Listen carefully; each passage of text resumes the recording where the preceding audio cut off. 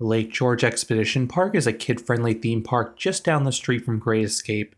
This place had been known as Magic Forest for decades before being sold and rebranded to its current name. And if you're interested in checking this place out, you may want to do it sooner rather than later, as the owners want to use this site for a large residential complex.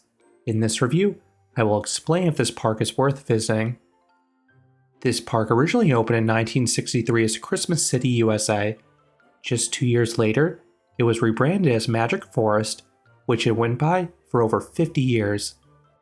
In late 2018, Jack Gillette sold the park to Reuben Ellsworth for $2.5 million. When the park reopened in 2019, there were some notable changes. The Wild Safari tram ride was retired for a dinosaur walkthrough.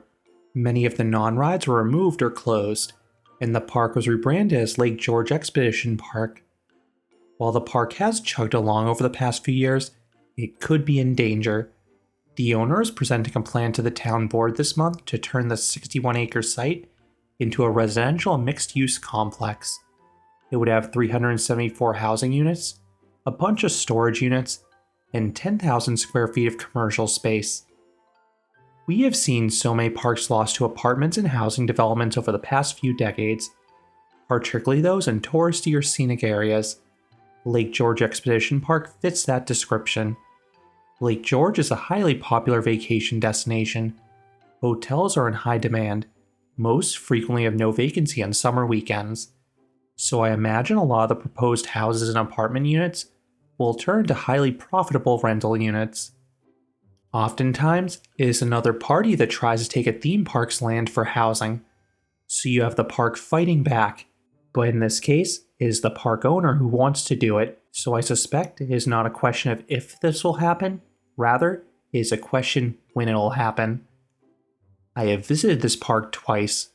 My first visit was in 2000 during the Magic Forest days. I was 7 at the time, so I was the park's target audience. I then returned to the park in 2026 as a grown adult, primarily to check out the new roller coaster, and also to see if I could recapture my childhood nostalgia. This park is located just off of Route 9. The park's Ferris wheel is highly visible from the road, serving as an interactive billboard of sorts. Parking is free on a gravel lot in front of the property.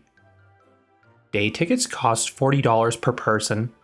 That has the same price that anyone pays if they're age 2 or older. That may be a fine value for kids, who probably can spend a good amount of time here. But that price point does feel steep for adults, especially if you are visiting solely for the coaster credit. If the small spinning coaster is the only thing you're visiting for, I recommend being transparent with the park. I have heard of some instances where they allow coaster enthusiasts to enter for free, as long as they leave immediately after riding the coaster. Do not assume they'll let you in for free, just mention you only want to ride the coaster and nothing else. You may get lucky. It is worth noting this park is very limited hours. It is only open from 10 a.m. until 5 p.m. And I believe they stop admission a half hour before park close, so just plan accordingly if you're trying to pop in solely for that coaster. During the summer months, the park is open daily, but it is weekend only early and late in the season. Once inside, you are enveloped by trees.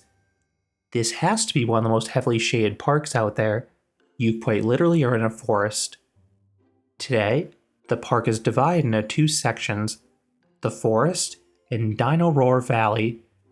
The forest is the main amusement section, with much of it carried over from the Magic Forest days, hence the name. Dino Roar Valley replaced the Wild Safari tram ride. You instead walk past a series of dinosaur animatronics. This is better executed than the Dinosaurs Alive areas that popped up at Cedar Fair parks over the past decade. The dinosaurs seemed larger, and the setting in the woods is way cooler. I think this is now the best part of the park. It is a must if you have young ones that love dinosaurs. But let's go back to the forest area. This part was always known for fiberglass statues, but these were removed. They also had a ton of walkthrough exhibits. You can see similar things at the Great Escape just down the road. I loved these as kids. However, many of these were removed or blocked off in my 2026 visit. The most notable walkthrough available was a crooked house by the roller coaster. The park also used to have some animals. but I don't think they currently have any on site. You can still see the diving horse show pool sitting idle. This was arguably the most popular attraction during the Magic Forest days, but I get why the park has stopped doing them.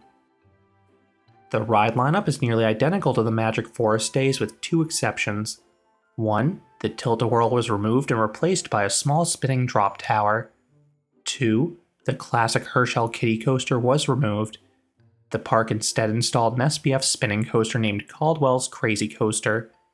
If you're wondering where the name comes from, it is not a person. The village of Lake George was originally known as Caldwell. This has a basic figure-8 layout. While these rides are commonplace in the amusement industry now, they are definitely a step above your basic kiddie coaster. The seats can comfortably accommodate kids and adults, then the spin adds some excitement. There are not many large flats, but the three they have are notable. Ferris wheel is an Eli Bridge version. This was smartly placed at the front of the park, so it was not surrounded by trees. But it wasn't so smartly placed, so it instead faces towards those trees. I think the view would be far cooler if you looked backwards at the Adirondack Mountains. Scrambler and Paratrooper are two classic spinning rides. They are run at a respectable speed for a park aimed towards kids. The remaining attractions target young kids. This includes a large spiral slide and a bevy of small roundabouts. I loved the wide range of vehicle options when I was younger. The most interesting thing about these as a grown adult are the infographics in front of them. These give a history of the ride. Most rides at this park are relocations, so it is fascinating to learn where they came from. And in general, rides appear to be in good condition despite their age.